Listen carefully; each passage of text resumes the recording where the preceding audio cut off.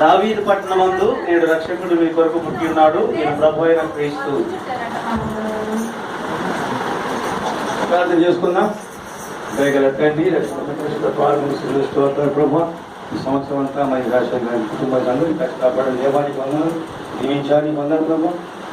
ఈ సంవత్సరం మరి దీవెనలు అందరూ దేశమని సేవను దీవించమని ప్రభు యేసుక్రీస్తు పరిశుద్ధ నామములో ప్రార్థిస్తున్నాం తండ్రి. ఆమేన్. దేవుని దీవెనలు కుటుంబానికి సదాకాలం కూడా ఇవ్వదు కాక. ఆమేన్.